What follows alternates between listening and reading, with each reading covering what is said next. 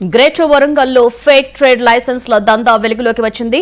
CGC ఆధారంగా fake దుకాణాల జాబితా బయటపడడంతో అలర్ట్ అయిన మున్సిపల్ అధికారులు విచారణ చేపట్టారు. దీంతో పాటుగా ఫేక్ ట్రేడ్ లైసెన్సులను రద్దు చేయాలంటూ అధికారులను మున్సిపల్ కమిషనర్ ఆదేశించారు. 5147 నకిలీ లైసెన్సులు ఉన్నట్లుగా అధికారులు గుర్తించారు. నకిలీ లైసెన్సులతో ఇప్పటికే పలు బ్యాంకుల్లో లోనులు తీసుకున్నారు. తాజాగా మున్సిపల్ అధికారుల నిర్ణయంతో అనేక మంది రోడ్డున పడే పరిస్థితి వచ్చింది. అయితే నకిలీ ట్రేడ్ లైసెన్సుల జారీ విషయంలో కట్టడి చేయవలసిన శానిటరీ ఇన్స్పెక్టర్లు, జవాన్లు చేతిపట్టమున్నట్లుగా తెలుస్తోంది.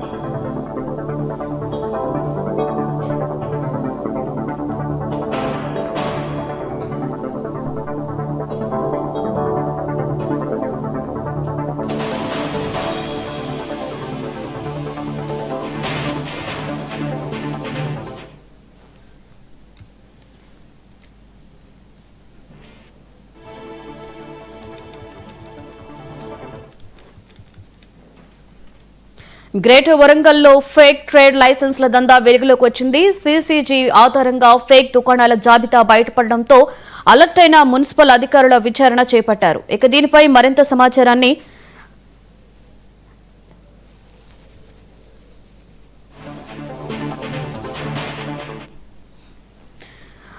ఇదే అంశం మీద మరింత సమాచారాన్ని మా ప్రతినిధి శ్రీధర్ అందిస్తారు. శ్రీధర్, ఏంటి గ్రేటర్ వరంగల్లో ఫేక్ ట్రేడ్ లైసెన్స్ల దందా వెలుగులోకి వచ్చినట్లుగా తెలుస్తుంది. ఏంటి ఈ విషయం మీద పూర్తి సమాచారం శ్రీధర్? లక్ష్మి, అయితే గ్రేటర్ వరంగల్ మహానగరం అనేది ఒక హైదరాబాద్ తర్వాత రెండో మహానగరంగా కూడా ఎదుగుతుంది. ముఖ్యంగా ఇక్కడ ఉన్నటువంటి ట్రై సిటీకి సంబంధించినటువంటి 66కు సంబంధించినటువంటి డివిజన్ల ఏర్పాటుతో పాటు కమర్షియల్ సముదాయాలు ఎక్కువగా ఉన్నాయని చెప్పుకోవచ్చు. ఎందుకంటే చుట్టుపక్కల ఉన్నటువంటి ప్రాంతాలకు ఉన్నటువంటి స్థానికులు పూర్తి స్థాయిలో పెద్ద ఎత్తున ఇక్కడ కొనుగోలు విక్రయాలు చేస్తున్నటువంటి సందర్భం కనబడుతుంది. అయితే దీనికి సంబంధించినటువంటి అంశంలో హన్మకొండ, కాజీపేట, వరంగల్ సంబంధించినటువంటి 3 ట్రై సిటీల్లో అత్యధికంగా వాణిజ్య సముదాయాలు ఉన్నాయని చెప్పుకోవచ్చు. అయితే దీనికి సంబంధించినటువంటి అంశంలో ఏదైతే గ్రేటర్ వరంగల్ కార్పొరేషన్ సంబంధించినటువంటి ట్రేడ్ లైసెన్సులకు సంబంధించినటువంటి అంశంలో అత్యధికంగా ఆ విభాగంలో అత్యధికంగా ధనం కూడా ఎక్కువగా వస్తుంది. అంటే ముఖ్యంగా గ్రేటర్ వరంగల్ లో ఉన్నటువంటి పన్నులు, ముఖ్యంగా వాణిజ్య సముదాయాలకు సంబంధించినటువంటి ట్రేడ్ లైసెన్స్ల రూపకంలో అత్యధికంగా నగదు గ్రేటర్ నగర్కి వస్తున్న సందర్భంలో పూర్తిగా 66 డివిజన్ సంబంధించినటువంటి అంశంలో ఒక ట్రేడ్ లైసెన్స్లను ఒక ఫేక్